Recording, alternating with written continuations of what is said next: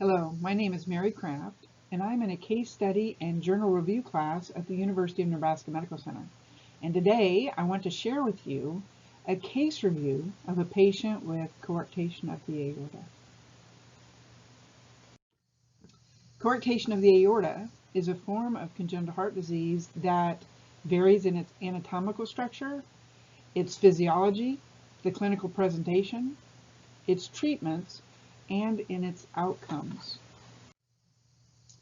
Coarctation of the aorta is defined as a narrowing of the descending aorta, most commonly with a shelf-like tissue from the patent ductus arteriosus, extending into the descending aorta and obstructing the flow.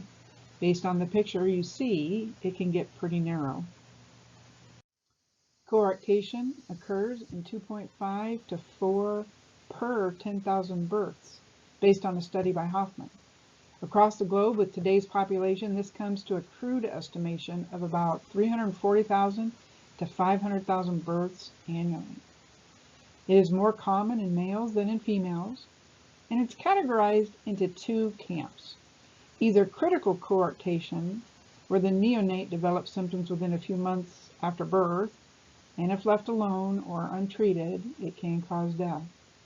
The others are those where it goes completely undetected and presents itself later in life, most commonly with hypertension in the upper limbs. It is one of the most difficult forms of congenital heart disease to diagnose. Today I will be presenting a case of an adolescent where his coarctation went undetected for years and presented itself in an unusual way. I was doing a research study and I commonly would advertise at our institution for control subjects.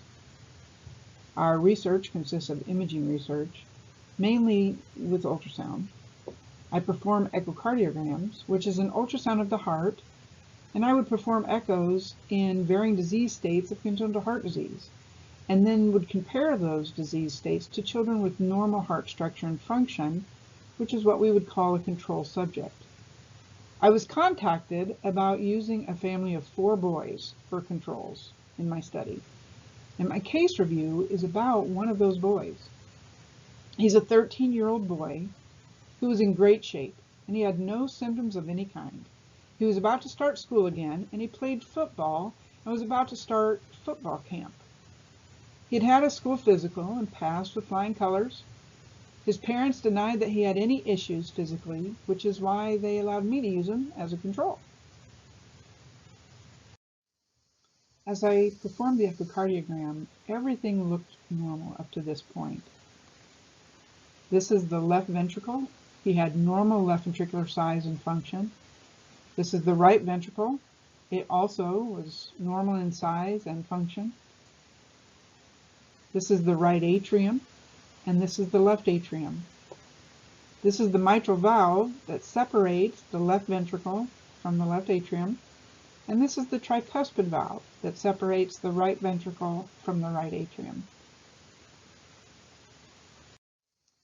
As I placed color flow across all the valves, all of them were normal until I got to the aortic valve. As you tip anteriorly with your probe, you can see the aortic valve and the aorta right here.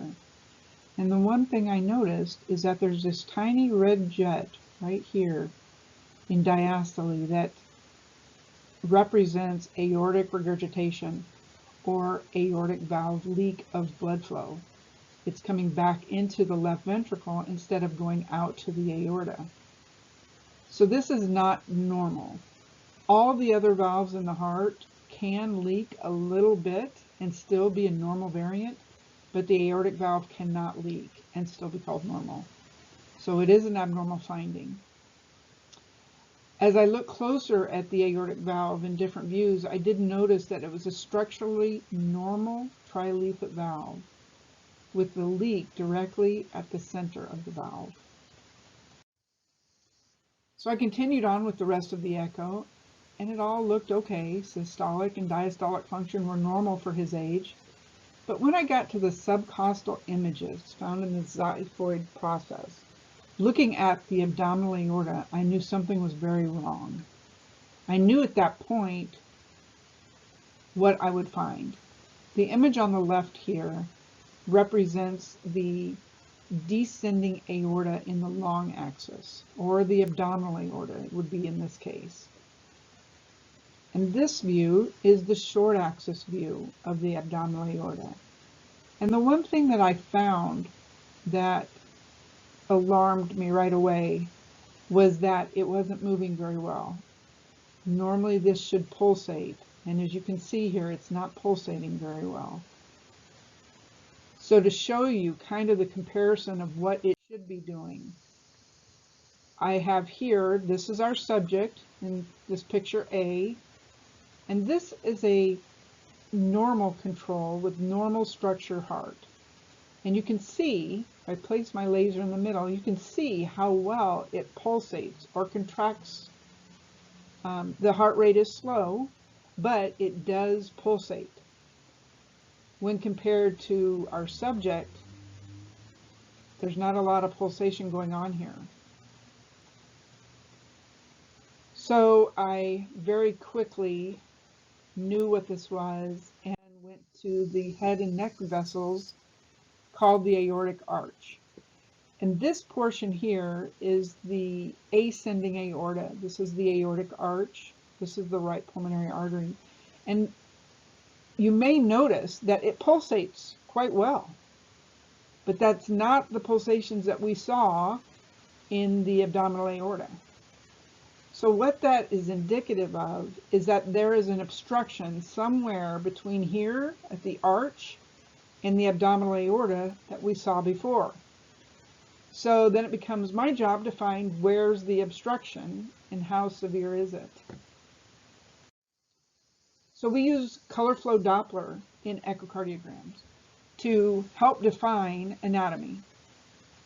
And as you can see, we have this nice clear laminar flow until we get to about this point, and then we kind of lose the blood flow.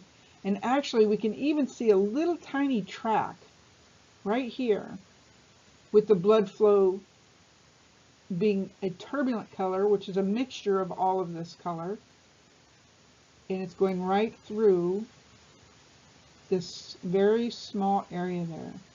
We call this coarctation of the aorta. And to show you again the difference between a normal aortic arch and a normal descending aorta compared to our subject, I put these slides together.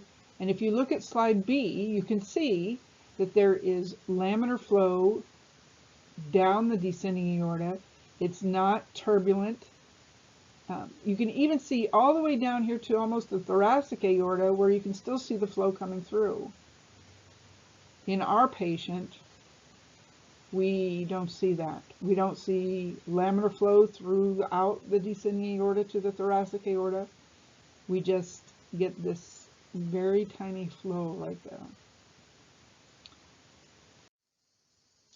We also, in echocardiograms, have a tool called continuous wave Doppler, and it allows us to look at blood flow specifically. If we run the CW Doppler down the descending aorta through the coarctation on this patient, it'll allow us to get the blood flow velocity through that narrowing. On the slide here, you can see that we have the systolic flow, but we also have diastolic runoff on this patient. The velocity of the systolic flow comes out to be about 3 meters per second, which in this case is also 299 centimeters per second, which calculates out to be a gradient of about 36 millimeters of mercury. I wanted to show you again a comparison of how our subject's blood flow seen with continuous wave Doppler compared to that of flow down the descending aorta in a normally structured heart. A shows it to be continuous flow, like we mentioned before, with diastolic runoff. That is not normal to see systolic and diastolic flow. If you look at B, it shows the flow in systole only, as it should be. We also see that the 3 meters per second, what we got on our subject, is significantly higher than what it should be in a normal subject of 1 to 1.5 meters per second. Once the echo was completed, the family was asked to wait, and the principal investigator of the study reviewed the echo. The final report of the echo stated that there was aortic valve and aortic arch disease, with the aortic arch images and Doppler suggesting severe native coarctation of the aorta in the proximal descending aorta. The physician also stated that he had a bicuspid aortic valve with no significant stenosis but with mild aortic regurgitation. He mentioned that the views of the descending aortic dimensions and the length of the narrowed segment were not clearly seen, but it appeared to be a discrete lesion. He recommended for further imaging be performed. Once the patient was in the clinical setting with his cardiology appointment, his clinical review of symptoms was negative for cardiovascular, respiratory, gastrointestinal, musculoskeletal, and skin disease or complaints. The parents specifically denied any cyanosis, turning blue, tachypnea, which is rapid breathing, or syncope, blacking out or passing out. He had no history of hypertension, headache, or visual changes. The patient did have a medical history of a prior appendectomy and diagnosis of attention deficit hyperactivity disorder, for which he was on medication. The cardiac exam revealed a quiet precordium with normal S1 and S2, which are normal heart sounds when listening with a stethoscope.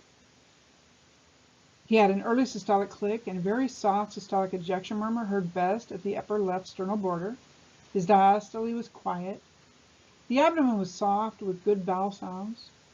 His extremities were warm and well perfused, but the pulse exam was abnormal with a very weak and delayed femoral pulses and non-palpable distal pulses. They couldn't feel the pulses in his feet. It was determined that they needed better imaging of the aortic arch for procedural planning, and a cardiac MRI and MRA was once again recommended and scheduled. The results of the MRI showed severe native coarctation in the proximal descending aorta and mild transverse arch hypoplasia, which means underdeveloped. After more imaging was performed in a follow-up echo, it was found that the aortic valve was not bicuspid as previously described, but was in fact a normal trileaflet valve. But he did have mild regurgitation. As the area in the descending aorta appeared discrete and relatively small by MRI, they submitted a plan to the parents to open the arch with a stent placement in the descending aorta. Since the narrowing was suggestive of a very tight discrete narrowing, they felt that it would be better approached with a covered stent. The procedure went well, and a 34 millimeter bare metal Cheatham platinum stent was placed. In the proximal descending aorta, you can see the rib-like structures here of the stent. The patient was then kept overnight for observation following cardiac catheterization for coarctation. You can see the flow down the descending aorta is now running freely, as we had seen in that normal patient.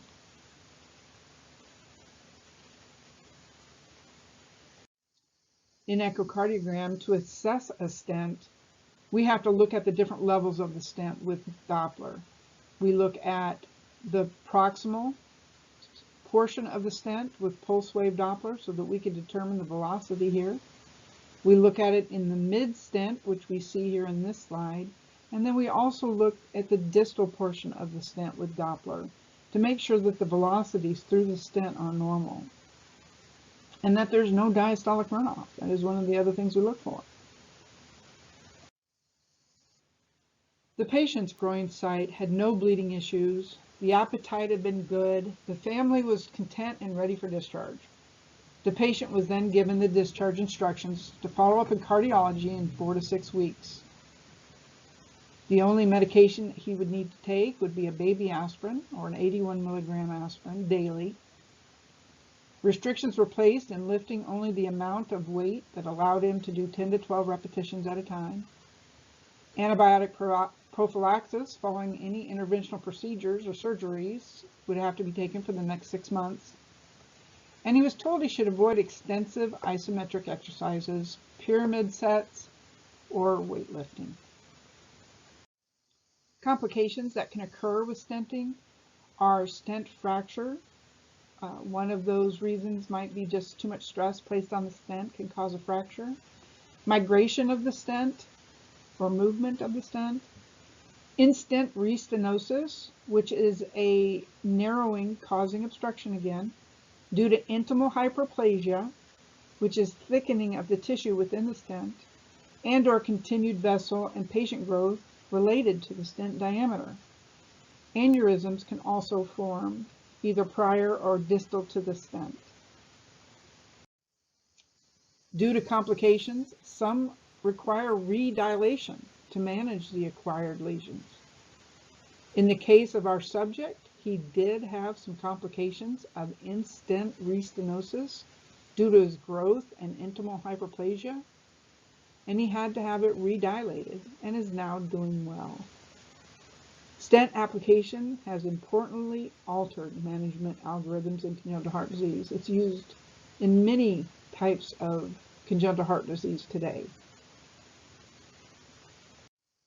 Well, that's my case review, and I do want to say thank you to my instructor, Tanya Custer, my preceptor, Dr. Ling Lee, and the reviewers, Colin Erickson, and the students in the class. Thank you for all your input. Have a great day, and thank you again.